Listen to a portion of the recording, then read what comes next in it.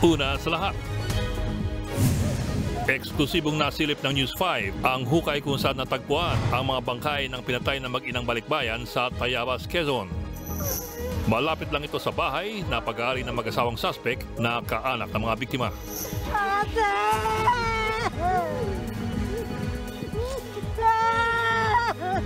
Ang buong detalye ng balitang yan, abangan maya-maya lamang. Magandang gabi, Pilipinas. Sa Frontline tonight, sa unang pagkakataon, balikatan exercises ng Pilipinas at Amerika idaraos sa labas ng karagatan ng ating bansa. Versyon ng Kamara ng Economic Chacha aprobado na sa huling pagbasa. Paano nga lang kanselahin ang prangkisa ng SMNI, lusot na rin sa huling pagbasa ng Kamara. Git ni Speaker Martin Romualdez, trabaho lang, walang personalan. Matapos walkoutan kahapon, Senator Bato de la Rosa, siya pang nagsorry kay Senator Raffy Tulfo. Ayaw kong mag-aaway kami. Lalaking pumatay sa isang golden retriever sa Camarines Sur, nanindigang walang mali sa kanyang ginawa. Mga artista, nakiisa sa panawagang hustisya para kay Kilua. At viral song ng Queen of Bangsamoro Pop na si Shaira. Kinukuhanan na ng cover license sa katunog nitong kanta.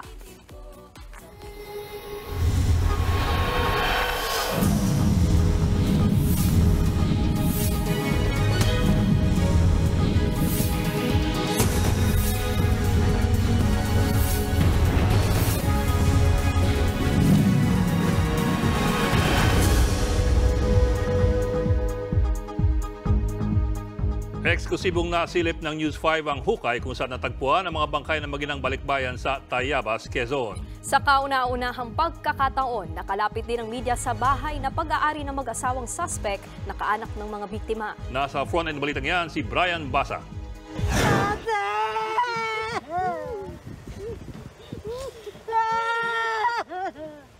Napahagulgol ang mga kaanak ng mag-inang balikbayang pinatay sa Tayabas, Quezon nang makita nila ang hukay kung saan inilibing ang mga biktima.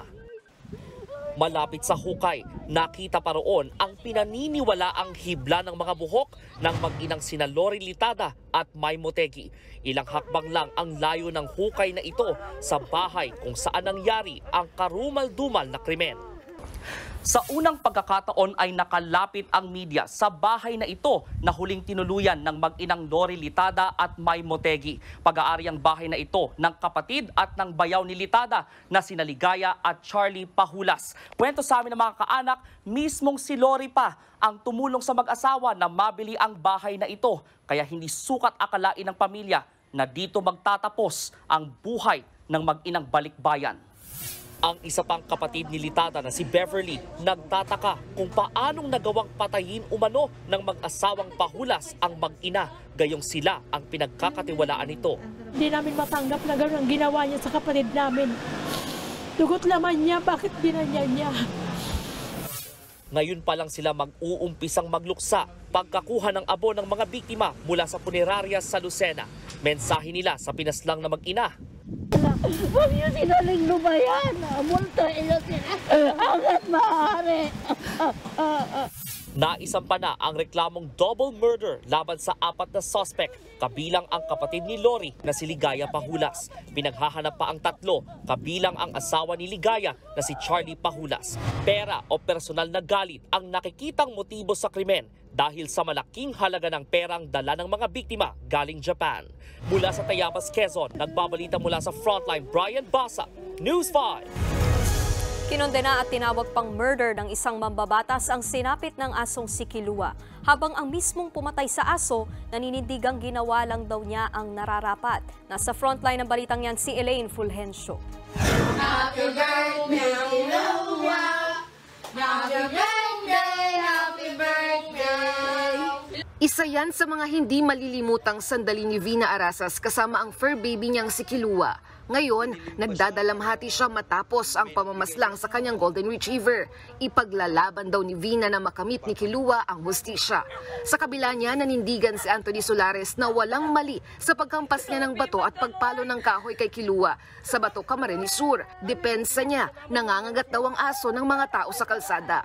Talagang wala na sarili yung aso. Lahat ng makasalubong niya, parang gusto niya pang anuhin. Yung parang gusto pang kagatin. Kaya, Ipinakita pa ni Solares ang kanyang sugat matapos umanong kagatin ni Kilua. Sa ngayon, hawak na ng barangay ang video ng pagdamba ng aso sa isang matanda at ang pagresponde ni Solares. Nakuhanan din ng video kung paanong nahulog sa bubong ng bahay si Kilua. Hanggang sa magtatakbo sa kalye at habulin ni Solares. Sa kabila niya, nanindigan si Vina na hindi agresibong aso si Kilua. Wala pong history na may nakagat na po si Kilua. And again po, sabi ko, kung may in case man yun nga po na ikiklaim na nakagat, sana po pinuntahan yung owner, hindi po pinatay. Nakarating na rin sa Senado ang sinapit ni Kilua. Kinundi na ito ni Senator J.V. Ejercito. Malinaw raw na paglabag ito sa batas at taliwas sa pagpapakita ng awa at pagiging disente. Hindi rin ikinatuwa ni Senator Grace Poe ang pagpaslang kay Kilua. Kahit pa raw sabihing ng habol ng taong aso, sobra-sobra namang karahasan ang ginawa ng pumatay sa Golden Retriever. Kahapon, sa kauna-unang pagkakataon, napuno ng mga aso ang Senate Session Hall. Silang mga espesyal na panauhin sa Senado, kasabay ng paghahain ni Senator Poe ng panukalang revised Animal Welfare Act. Nangako naman ang liderato ng Senado na gagawing prioridad ang pagsasabatas nito. Bukod sa Senado, nakaabot na rin sa Kamara ang pagpatay kay Kilua. Ayon kay Davao Oriental Congressman Chino Almario, maituturing itong murder. Para naman sa Animal Kingdom Foundation, responsibilidad ng mga mambabatas at ng publiko na tiyaking napoprotektahan ng mga hayop. Kung nangyari raw ito kay Kilua, nabusog sa pagmamahal ng kanyang amo. Ano na lang ang naghihintay na kapalaran sa mga hayop na pag-alagala lang sa kalsada. Nagbabalita mula sa Frontline, Elaine Fulgencio, News 5. Kung pakinggan mo ang kwento ng ibang kultura, akalain mo ng Pilipinas na ang isa sa mga pinakamalupit na bansa pagdating po sa animal welfare. Halimbawa, ang mga katagang dog eater matagal nang kinakabit sa atin. Totoo naman po na marami pa tayong room for improvement, pero malayo na rin ang ating nararating. Halimbawa, sa Animal Welfare Act of 1998, nagtatag na tayo ng legal framework para kilalanin ang responsibilidad natin na dun sa maayos sa pagtrato ng mga hayop. Bawal ang pagmamalupit, bawal pati ang abandonment. At kahit sa mga kakatayang mga hayop, kailangang iwasan ang excessive suffering. Pati ang mga pagkatay at pagkain ng mga aso ay pinagbabawal na rin. Sinusulong naman ngayon sa Senado ang Senate Bill 2458 o ang Revised Animal Welfare Act na lalo pa magpapatibay ng animal welfare at animal rights. Ano ang nilalaman nito? Unang-una, ituturo na ang animal welfare at animal rights sa elementary at sa high school levels. Gagawin pong mandatory yan. Magtatatag din ng isang bagong ahensya, ang Animal Welfare Bureau, sa ilalim po ng Department of Agriculture. Ang trabaho nito, bumalakas sa mga patakaran at mga guidelines para sa pangangalaga ng mga hayop. Magtatatag din po ng minimum standards na dapat sundin para sa food, water at shelter needs ng mga hayop. At magtatatag din ng Animal Welfare Task Forces sa bawat barangay sa Pilipinas para responde sa mga kaso ng pagmamalupit. Kamusta ba ang Pilipinas pagdating sa pagtrato sa mga hayop? Malupit ba tayo gaya ng akala ng iba tungkol sa atin? Sa Animal Protection Index ng World Animal Protection Group, actually, hindi po. Sa ranking na mula A hanggang G, kung saan A ang the best at ang G ang the worst, nandun po tayo sa bandang gitna. Dito po tayo sa ranking na letter D. Ito po yung kulay mangga. Well, kahalo-halo na. But anyway, ang mga karango po natin ay ang US, Canada, Brazil, Russia, Australia, Thailand at ang South Korea. Pero may mga puna pa rin sa atin ng Animal Protection Index. Halimbawa po, bagamat bawal na ang dog at horse fighting, hindi pa rin bawal sa Pilipinas ang cockfighting, yung pagsabong. Gusto rin po ng grupong ipagbawal ang pag-a-adapt ng mga wild animals bilang mga pets, ang fur farming at ang animal testing for cosmetics. Kailangan din daw nating i-improve ang animal welfare standards sa ating mga zoo. Sino naman ang mga first honor dun sa ranking na yan? Nariyan po sa B rank ang Sweden, Denmark, Austria, Netherlands at ang UK. Halimbawa po niyan ang Sweden. Napakahigpit ng batas niyan sa pet ownership. Ayon sa batas, ang mga aso ay kailangang payagang maglakad sa labas kada 6 na oras. Dahil pang pabrika sa atin. Batas po yan. Kaya po nauso doon ang mga dog daycare centers at mga pet sitters para sa mga taong siyempre kailangan magtrabaho para sa kanilang mga pets. Kailangan din na ang mga aso ay mayroong parating bintana na nagpapapasok ng sunlight. Sa Austria naman, halos binibigyan ng kaparehong halaga ang animal rights at ang human rights. Ang nasa huling ranggo ng grupo ay ang bansang Iran. Ayon sa grupo, wala raw kasi itong anumang batas na nagbabawal sa animal cruelty o kumikilala sa karapatan ng mga hayop na hindi pagmalupitan. Kahit po sa pagkatay ng mga hayop, walang regulasyon na kailangan ng stunning para hindi masyadong pinahihirapan o sinasaktan ang kinakatay na hayop. Sa huli po, mahalaga palang tandaan na malaking palatandaan din pala ng ating pagkatao, hindi lamang ang ating paggalang sa kapwa, kundi ang pagtrato natin din sa ating mga hayop. Handa raw si Senator Bato de la Rosa na bigyan ng security escort si Pastor Apollo Kibuloy. Kasunod yan ang inilabas na arrest order ng Senado laban sa pastor. Nasa frontline ng balitang yan, si Camille Samonte. Palibot ng harang at bantay sarado sa mga gwardya ang gate ng Prayer Mountain ng Kingdom of Jesus Christ Church sa Davao City. Matatandaang sinabi kamakailan ng abogado ni Pastor Apollo Kibuloy na nasa Davao lang ang lider ng grupo, partikular umano sa Prayer Mountain. Ayon sa Davao City Police Office, nakahanda silang arestuhin si Kibuloy anumang oras pagkatapos ilabas ng Senado ang arrest order. Pero pwede rin naman daw dumiretso ang mga tauhan ng Senado sa pag-aresto kay Kibuloy. Paalala lang ng pulisya. Si Pastor Kibuloy naman is maraming mga supporters, so iwasan natin dito ng mga baka magkagulo, so mas okay kung may coordination sa Davao City Police Office. Kung hihiling naman daw ng escort ang kampo ni Kibuloy sa mangyayaring pag-aresto, nakahanda raw sumama ang kilalang malapit sa pastor na si Senador Ronald Bato de la Rosa. Wala problema. Kung hihingi ng tulong sa akin yung Saldivar Arms, sir, kaibigan mo man si Pastor Kibuloy. Alam namin, sir, andyan siya para walang gulo, sir. Baka pwedeng samahan mo kami, sir, at ikaw humarap doon para walang putukan na mangyari. I'm willing to do that. Bukas din daw si De La Rosa na bigyan si Kibuloy ng security kapag humarap na ito sa Senado. Being a senator and a member of the Senate, I'm willing to provide him security. Ako mismo, punta ka dito, tingnan natin kung may babaril sa'yo. Dito sa Senate building. Punta ka dito. Kung andito ako, walang pwedeng makakapatay sa'yo. Walang pwedeng makakabaril sa'yo. Andito ako. Yun ang aking assurance sa kanya. Sabi pa ni De La Rosa, kahit hindi siya sang-ayon sa inilabas na arrest order kay Kibuloy, susunod siya sa Senate rules. Paglilinaw pa niya, pinaa-aresto si Kibuloy hindi para parusahan, kundi para humarap sa pagdinig at sagutin ang mga aligasyon laban sa kanya. Sa isang pahayag, sinabi ng kampo ni Kibuloy na ginawa nila ang lahat para protektahan ang karapatan ng pastor. Pero may ilang makapangyarihan daw na desididong pabagsakin si Kibuloy. Kahapon, inanunsyo ng Department of Justice na inirekomenda ng Davao City na sampahan si Kibuloy at iba pa niyang kasama ng kasong sexual abuse, child abuse at human trafficking. Nagbabalita mula sa Frontline, Camille Samonte, News 5. Lusot na sa Kamara ang panukalang kanselahin ang prangkisa ng Sunshine Media Network International o yung SMNI. Sa botong 284 na pabor, 4 na tumutol at 4 na nag-abstain, ipinasang panukala sa ikatlo at huling pagbasa kanina. Nakitaan daw ng paglabag ang SMNI. Kabilang ang pagbabago sa kumpanya nitong Suara Sug Media Corporation nang hindi ipinaalam sa Kongreso. 2044 pa sana mapapaso ang prangkisa ng SMNI. Nagugat ng usapin sa prangkisa ng network dahil sa isang episode na tumalakay sa umunoy bilyong pisong travel fund ni Speaker Martin Romualdez. Pero giniti Romualdez na ginagawa lamang ng mga mambabatas ang kanilang tungkulin. Wala personalan dito, trabaho lang. Ang SMNI hindi maihanay sa media at hindi maihilantulad sa mga tunay na mga media. Sa katunayan, ang SMNI ay kinasangkapan ng nakaraang Duterte administration para mang-red tag at magkalat ng mga fake news.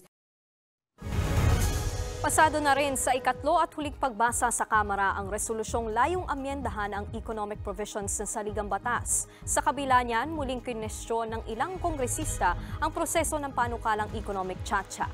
Nasa frontline ng balitang yan si Marian Enriquez.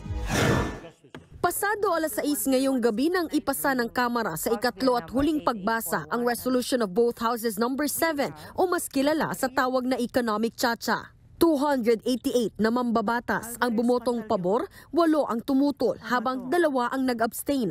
Sa pamamagitan ng paglalagay ng katagang unless otherwise provided by law, target ng RBH 7 na luwagan ang mga restriction at buksan sa mga dayuhan ang pagmamayari ng public utilities, mga eskwelahan at advertising industry sa bansa. Ayon kay House Speaker Martin Romualdez, lilikha ito ng mas maraming trabaho at oportunidad para sa mga Pilipino. Malinaw ang panawagan ng ating mamamayan. Kailangan nila ng mas maraming trabaho. Kailangan din nating buksan ang ating ekonomiya para mas lalo maging matibay at matatag ito sa hamon ng makabagong panahon. Pero para kay Gabriela Party List Representative Arlene Brosas na isa sa mga tumutol sa RBH 7, questionable ang prosesong tinahak ng Kamara sa pag-amyenda sa konstitusyon. Wala sa ayos, wala sa tama ang isinasagawang proseso ngayon ng pagbabago ng konstitusyon. Nananatili rin tayong mapagbantay sa anumang hidden agenda kaugnay ng RBH 7. Hindi naman masikmura ni ACT Teachers Party List Representative Franz Castro ang pagbubukas sa mga dayuhan ng ating mga eskwelahan at public utilities gaya ng kuryente, tubig at komunikasyon. Inom lang ng tubig ang mga Pilipino ay kailangan niya magbayad ng water bill. Sa mga dayuhan, magbubukas lang ng bentilador ay magbabayad ng electric bill. Sa mga dayuhan, anong klaseng pambansang polisiya ito? Giit naman ng isa pang tumutol sa RBH 7 na si Albay Representative Edsel Lagman. It forfeits to foreign dominance Philippine posterity, is in violation of the constitutional policy of the country developing a self-reliant and independent economy effectively controlled by Filipinos. Ngayong pasado na sa Kamara, itatransmit na sa Senado ang RBH 7. Meron ding gumugulong na resolution of both houses number 6 sa Senado na nasa subcommittee level. Umaasa ang Kamara na ngayong Holy Week break, mag-uusap ang mga liderato ng 2 kapulungan para pagkasunduan ang tatahakin ng 2 resolusyon para sa economic tsa-tsa. Nagbabalita mula sa Frontline, Marian Enriquez, News 5. Nakararanas daw ng malatrangkasong sintomas sina Pangulong Bongbong Marcos at First Lady Liza Arneta Marcos. Kinumpirma po yan ngayong gabi ng Presidential Communications Office. Kasunod raw yan ng punong schedule ng Pangulo at ang unang ginang nitong mga nakaraang araw. Umiinom na raw ng gamot ang dalawa para maibsan ang kanilang flu-like symptoms. Inirekomenda na rin daw ng kanilang mga doktor na magpahinga muna para gumaling agad. Susunod, sa pool sa CCTV, 5 taong gulang na batang babae tinangay sa Angeles, Pampanga. 10 bahay sa Tacloban nilamon ng apoy. At mga barko ng Pilipinas, Amerika at France maglalayag sa labas ng territorial waters ng Pilipinas sa kauna-unang pagkakataon ng balikatan. Magbabalik pa ang Frontline Tonight.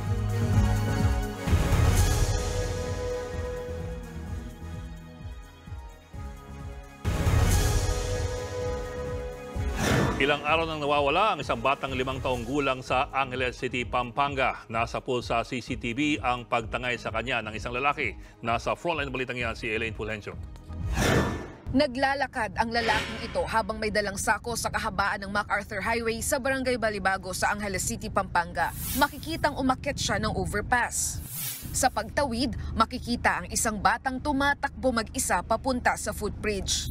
Dahan-dahan siyang umakyat dito. Makalipas ang ilang minuto, karga na ng lalaking nakapayong ang bata. Nakasombrero at face mask na rin ang bata.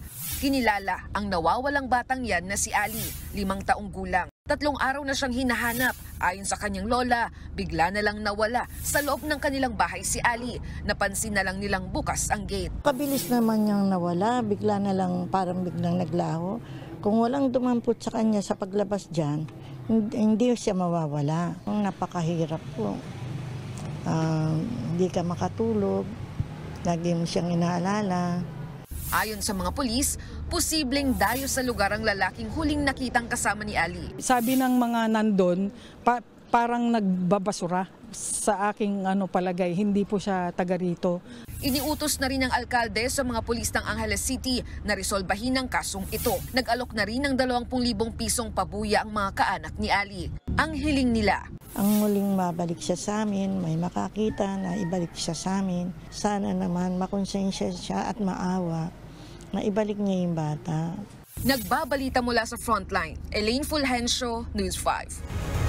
Nilamon naman ang apoy ang 10 bahay sa Tacloban. Bandang alas 4 ng madaling araw kanina nang sumiklab ang sunog. 12 pamilya ang nawalan ng tirahan. Isa naman ang sugatan matapos lumusot sa bintana para lumikas. Umabot sa 870,000 pesos ang halaga ng pinsala. Iniimbestigahan pa ang sanhi ng apoy. Aarangkada na ang balikatan exercises ng Pilipinas at Amerika sa susunod na buwan. Sa unang pagkakataon, lalabas po ito sa territorial waters ng ating bansa. Nasa frontline na balitang yan si Brian Castillo. Magkakasamang maglalayag sa West Philippine Sea ang mga barko ng Pilipinas, Amerika at France. Para yan sa isasagawang maritime drill na bahagi ng Balikatan Exercises 2024 sa susunod na buwan. Sa pambihirang pagkakataon, makakasama nila ang French Navy. Ito rin ang unang pagkakataon na gagawin ng group sail sa labas ng territorial waters ng Pilipinas. We will be moving from point A to point B. We will be utilizing the western side of Palawan, extending beyond our 12 nautical miles. When you're talking about going beyond 12 nautical miles, that is already international waters. Hindi tulad ng Amerika at Australia, wala pang VFA o Visiting Forces Agreement ang Pilipinas sa France. Kaya planong salubungin sa labas ng teritoryo ng bansa ang French Navy. Sa naturang maritime exercise, sasanayin ng mga sundalo pagdating sa division tactics, search and rescue, vehicle boarding, search and seizure, gunnery exercises at deck landing operations. The message that we want to send is that we are serious about defending our territory and we have allies. That's basically it. And the alliance is still going strong. Ilang beses nang hinarang ng mga barko ng China ang mga barko ng Pilipinas. Nagkaroon ng mga pagbuntot, pagharang, pagbangga at pambobomba ng tubig. Kaya paano kung magkita-kita sa dagat ang mga barko ng Pilipinas, Amerika, France at China sa gitna ng balikatan exercise? I'm already international waters, so it does not really matter legally. We are inside our EEZ, and I believe that we have a right to be there. Giit pa ng AFP, karapatan ng Pilipinas na magsanay, maglayag at magpatrolya sa karagatang sakop ng ating teritoryo at exclusive economic zone. We don't care what China will do, so long as what is ours will remain ours. We will have access to our 9 detachments, we'll have access to our northern islands. We would have the capability to protect and to secure Benham rights all the way, all around the country. We have a responsibility to ensure that the sea lanes of communication. Sa April 22, bubuksan ang balikatan exercises. Higit 16,000 sundalo ang lalahok dito, kung saan 11,000 ang mga Amerikano. Bukod sa Palawan, magsasagawa rin ng balikatan sa Northern at Central Luzon. Makikiisa rin ang Australia bilang participant habang magsisilbing observers ang iba pang bansa gaya ng Japan. Nagbabalita mula sa Frontline, Brian Castillo, News 5. Gusto namang paimbestigahan ng Kamara ang pagpasok ng higit 30 Chinese sa Philippine Coast Guard Auxiliary Force. Pangamba ng isang mambabatas, baka espiya na ang mga naturang Chino kung kailan pa naman may tensyon sa West Philippine Sea. Nasa frontline ng balitang yan si Marian Enriquez. 36 na Chinese na nakapasok sa Auxiliary Force o organisasyong tumutulong sa Philippine Coast Guard. Yan ang inungkat ni Surigao del Norte Representative Ace Barbers sa deliberasyon kanina ng Kamara sa panukalang modernisasyon ng Philippine Coast Guard. I'd just like to be updated as to the status of that. No? Kasi I understand that most of those recruits who were Chinese have the ranks of Brigadier General, Commandant, and all those things. And parang na-overtaken yung Coast Guard. Sagot ni Coast Guard Commandant Admiral Ronnie Gavan, delisted o inalis na nila ang mga Chino noon pang Disyembre. Bigo raw kasi ang mga ito na magbigay ng kaukulang permit, kabilang na ang National Security Clearance. We did checks on their compliance to the standard set, and we found that they did not comply. So we initiated their delisting. They are now in fact delisted. Pero pag-amin ni Gavan, 2 hanggang 3 taong nanatili ang mga Chino sa loob ng Philippine Coast Guard. Pangamba tuloy ni Barbers. These Chinese who have been a member of the auxiliary of the Coast Guard have been performing perhaps spying duties dito sa atin. And in the guise of being auxiliary members. Giit pa ni Barbers, kailangan ito ng mas malalim na investigasyon. Dapat din umanong malaman kung sinong mga miyembro ng Coast Guard ang nag-recruit sa mga Chinese, lalo na ngayong mainit ang tensyon sa West Philippine Sea. Kapag tayo napasok nitong mga Chinaman na nag-iispiya lang sa atin, it will render the Coast Guard, the armed forces, useless and inutil. Natanong din ni Santa Rosa City Representative Dan Fernandez kung meron bang alien employment permit para magtrabaho sa Pilipinas ang mga Chinese. Tugon lang ni Gavan. They're volunteers, they are auxiliaries. As to whether or not they need to have the work permit, it is beyond our purview at this point. But I think it doesn't make sense kung voluntary. Dahil sa pagiging sensitibo umano ng issue, humiling ng executive session ang Philippine Coast Guard para sagutin ang iba pang tanong ng mga kongresista. Nagbabalita mula sa Frontline, Marian Enriquez, News 5. Susunod, Senator Bato de la Rosa nagsorry sa nag-walkout na si Senator Raffy Tulfo. Asong robot sa Spain, tagapagpatupad ng batas trapiko. At mga sikat, nananawagan na rin ng hustisya sa pagpatay sa asong si Kilua. Tutok lang mga kapatid dito sa Frontline Tonight.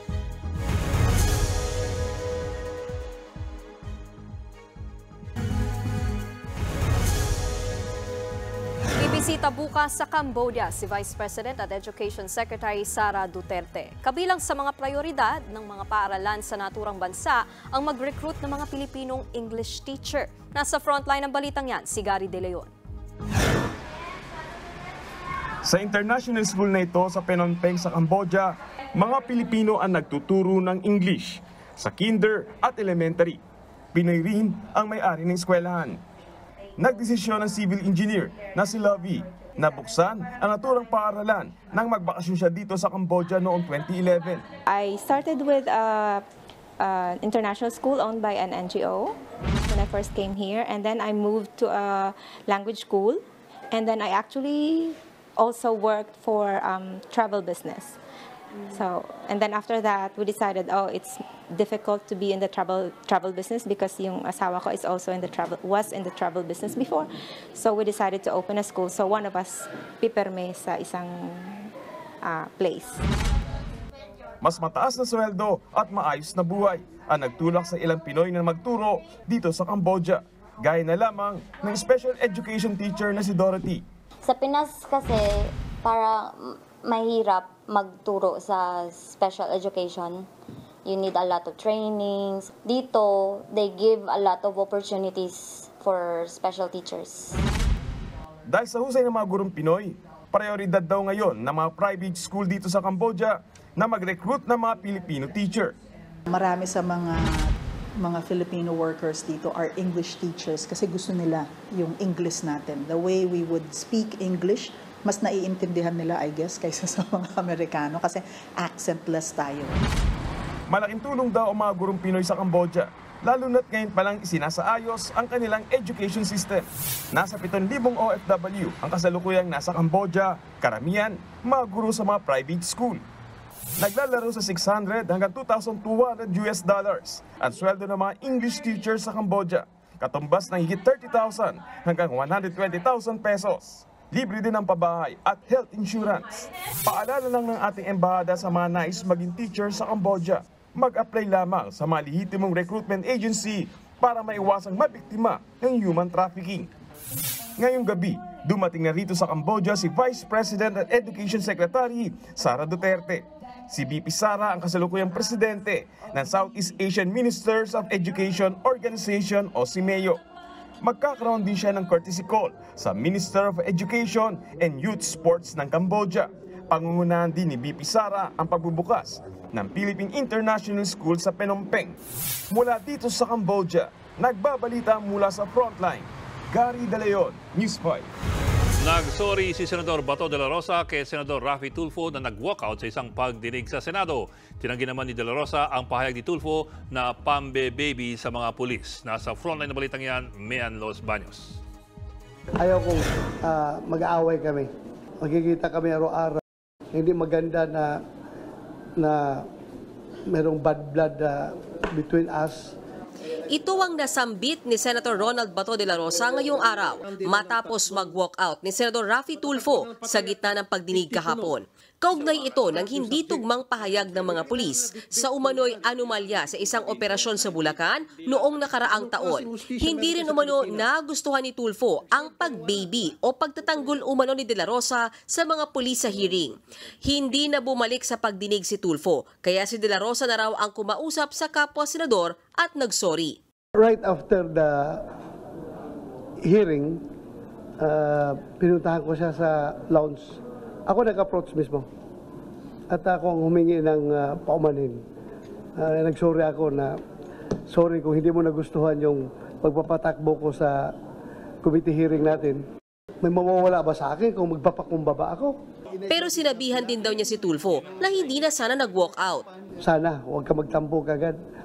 Huwag ka sana magtampo. At sana nagkuhan ka muna, humingi ka ng 1-minute suspension at kinausap ako, mag-usap tayo para kung how you want this to go, yung investigation. Nagpaliwanag naman daw si Tulfo sa kanya na dala lang ng inis sa mga pulis kaya siya nag-walk out. Muli namang nanindigan si Bato na wala siyang kinakampihan o kinukonsinting pulis. Sa history ng Senado, meron pa bang ibang senador na makakatalo sa record ko as far as kung ilang number of policemen pinakulong ko dito sa Senado. Ilang pulis ang sinight in contempt ko at pinakulong ko. Kung that's how, only to prove na hindi ko binibaby yung mga pulis. Sa isang pahayag, sinabi ni Tulfo na nagpapasalamat siya sa pagpapakumbaba ni De La Rosa at sa pag-amin na saksakan nga ng sinungaling ang mga sangkot na pulis. Alam daw ni De La Rosa na nagsisinungaling talaga ang mga pulis, kaya aminado rin daw ang kapwa senador na nagalit din siya. Nagbabalita mula sa Frontline, Mean Los Baños, News 5.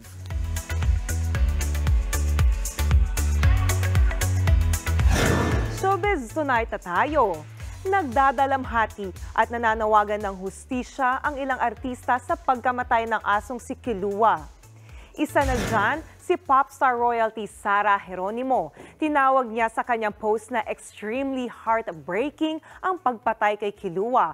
Wala raw itong kalaban na laban. Gaya raw ng mga tao, nakakaramdam din ng takot at sakit ang mga aso. Sabi pa ni Sara, panahon na para managot ang mga nasa likod ng animal cruelty. Kasama raw siya sa lalaban para sa hustisya.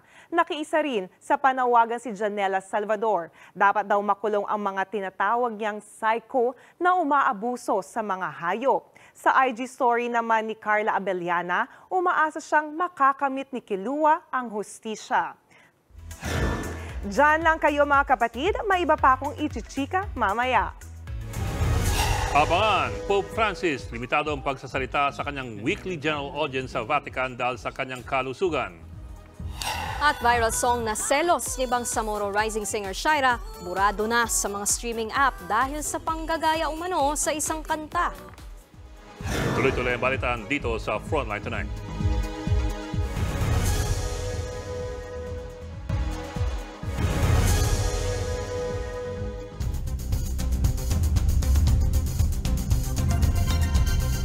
Limitado pa rin ang pagsasalita ni Pope Francis sa kanyang mga public events sa Vatican.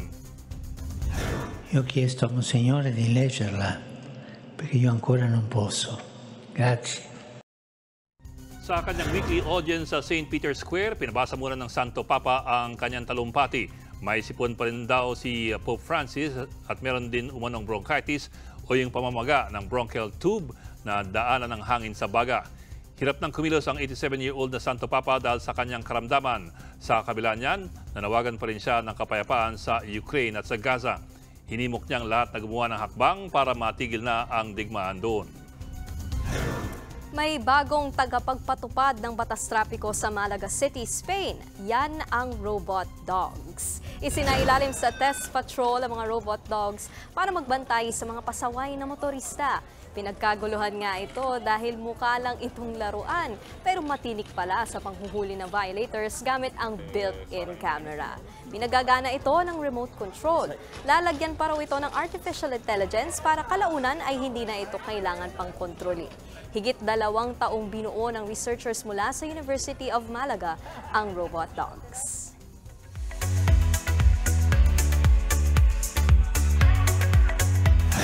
Ito ang mainit ngayong chika. Tinanggal na sa mga music streaming app ang hit song na Selos ni Queen of Bangsamoro Pop, Shaira. Meron daw kasi itong katunog na ibang kanta. Nasa frontline ng balitang yan si MJ Marfori.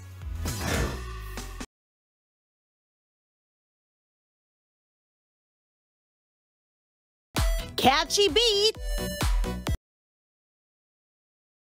Pati lyrics na nakaka-LSS.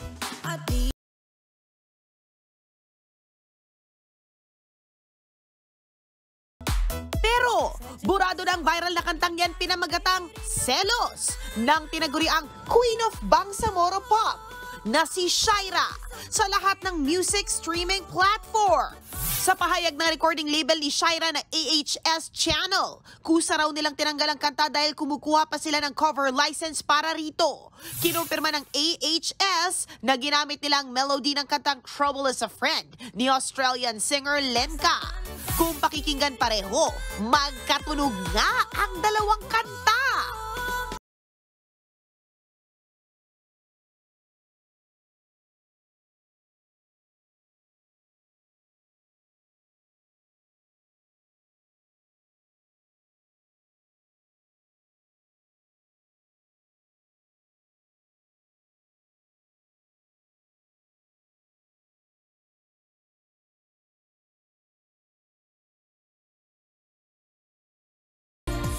Bago pa man tanggalin ang kanta, binanggit naman nila sa mismong YouTube video ng Selos na si Lenka ang original singer ng kanta. Sabi naman ng AHS, for entertainment purposes lang ang kanta at di nila inasahang magba-viral ito.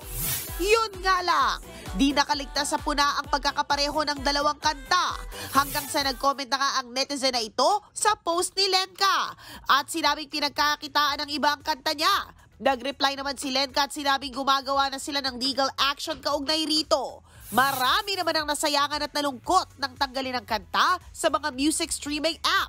Mas sumikat pa raw kasi at mas nagustuhan ang Tagalog version na Selos. Pero marami rin namang nakakaintindi sa copyright issue. Comment na ilang netizens, paghirapan daw sana at huwag kumopya ng gawa ng iba. Maging lesson na rin daw sana ito para sa iba pang aspiring singers.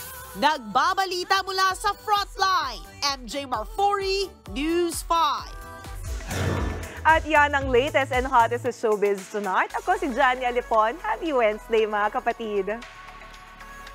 Ikaw, Johnny, anong tingin mo doon? Mukha bang pareho sila? Medyo bokeh. Medyo. Yeah, ano pa man, si Shaira naman ay nagsabi na titingnan niya kung kayang bilhin niya yung rights. Tignan lang natin. Baka naman maayos din ang lahat. At maibalik ang mga videos niya, sayang kasi. Mataas ang views noon, ha? Yun nga eh. 9.7 million views sa YouTube. Yes. Sa Spotify, mahigit 1 million. Tapos wala pa dyan yung mga TikTok, yung Facebook. Yes. Gusto ko yung may numbers ka. Very good. Saka isipin mo, meron tayong Star for All Seasons, meron tayong, ano ba yung ba? Star for All Seasons, meron tayong... Ano, Megastar. Megastar. Meron tayong Star of Bangsamoro. Di okay yun. Okay mo. Tama naman. At yan po, 45 minutes ng pag-ibayas malagang headlines. Balitaan at diskusyon para sa paghubog ng matalinong opinyon. Kami inyong kasangga sa pagbabalita. Sa ngalan ni Mayan Los Baños, ako po si Nikki de Guzman. Ako na po si Edling Gao. Magandang gabi.